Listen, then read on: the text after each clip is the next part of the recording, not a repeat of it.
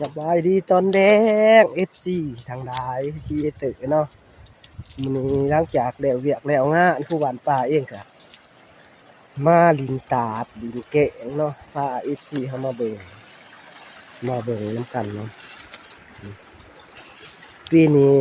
บ่ได้มาพ้อเถื่อพี่น้องกำลังมา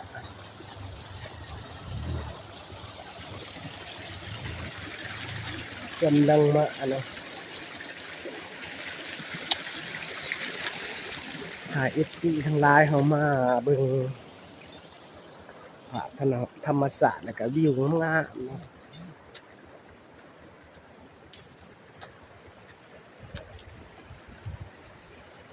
พาไปเบิ่งอ่างใหญ่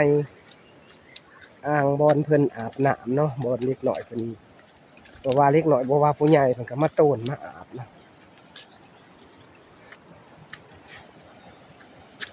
นี่มาเบิ่งนำกันเด้อเป็นตาอาบและพี่น้องเอ้ยเพิ่นใจเย็นดี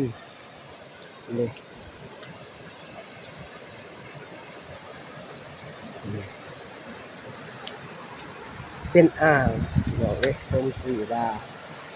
แกงนางอ่างเนาะแกงแม่ใหญ่อ่างนี่มาที่เพียก็มาฝากพี่ฝากน้องซ้ำนี่เนาะได้โอกาสหน้าสิมาให้เบิ่งใหม่